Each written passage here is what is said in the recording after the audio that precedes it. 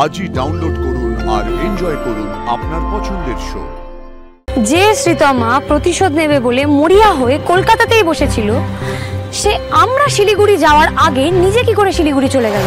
আমরা যখন এখানে এসে পৌঁছই, মানে অপূর্ব, দ্রোণ আর কাব্য, আরুষ, আমরা সবাই যখন আসি তখন অলরেডি ওরা বাড়াবাড়িটা শুরু করে দিয়েছিল। Relax relax Supratim, relax relax. না, আমি কাউকে রিল্যাক্স থাকতে দেব না, and I will make sure that তোমাদের প্রত্যেকের মেডিকেল লাইসেন্স ক্যান্সেল হবে। আমাদের চোখের সামনে রেলিং এর উপর উঠে দাঁড়িয়ে পড়লো, বারণ করেছিলাম শুনলো না। একদম ঠিক, স্যার তো আটকাতেই চেয়েছিল। এই দাদারাও থামিয়েছিল। হ্যাঁ একদমই তাই, মানে আমরা কিছু বুঝে উঠবার আগেই ওই রেলিং এর উপর উঠে দাঁড়ায় আর তারপর চেঁচাতে থাকে।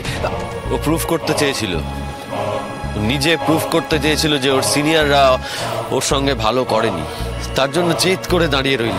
ওকে কেন টেনে নামালেন না আপনি? কে বলেছে আমি চেষ্টা করিনি? কে বলেছে?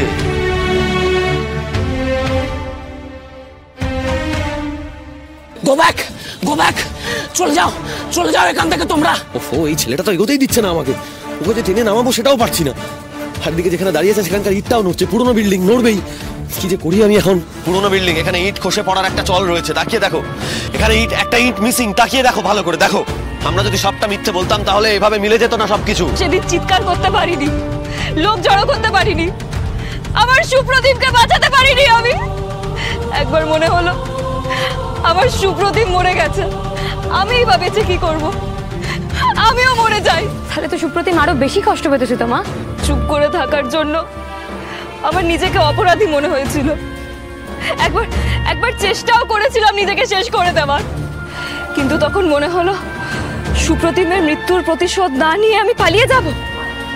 আগে মারবো, তারপর মরবো। তুমি কি করে করলে সবটা? প্ল্যান করলাম। আমি সুপ্রতিমের মতো দেখতে প্রস্থেটিক মাস্ক তৈরি করালো, আর তারপর থেকেই আমার সুপ্রতিম সাজা শুরু। সুপ্রতিম, কেউ বাঁচবে না, সবাই শাস্তি পাবে। কিন্তু এই গলাটা শুনলেই তো ওরা বুঝে যাবে এটা তুমি নও। এইভাবে হবে না।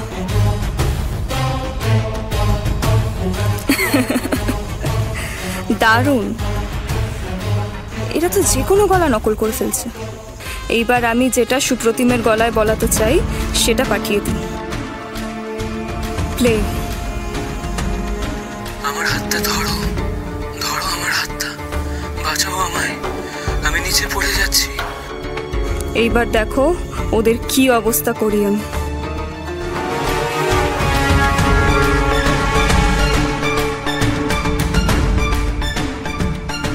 তার মানে এইসব খুন, প্ল্যানিং, সব কিছু তুমি একা করেছো নাকি তোমাকে কেউ সাহায্য করেছিল? শ্রীতমা, কে সাহায্য করেছিল তোমায়? ডক্টর সুদর্শন? কেউ ছিল না। আমার প্রতিশোধ আমি নিয়েছি, কেউ নেই আমার সঙ্গে। না, অন্য কেউ ছিল। আমি যদি খুব ভুল না বলি তাহলে একজন পুরুষই আমার মুখে হাত চাপা দিয়ে ধরলো, আর আমি সঙ্গে সঙ্গে ঘোরের মধ্যে চলে গেছিলাম। আমার আর কিচ্ছু মনে নেই। এটা তো হতে পারে না।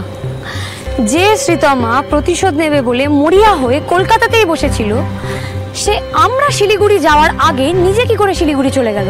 আবার শুধু শিলিগুড়ি গেল তা না, শিলিগুড়িতে গিয়ে হাসপাতালের বেডে মটকা মেরে পড়েও রইল। আর এই পুরো বিষয়টা কিন্তু এভাবে অঙ্ক করে মেলানো সম্ভব নয়। আমার তো ঠিক বিশ্বাস হচ্ছে না শ্রীতমা, এই অঙ্কটা তোমরা কষেছিলে নাকি বাইরে থেকে কেউ কষে দিয়েছিল?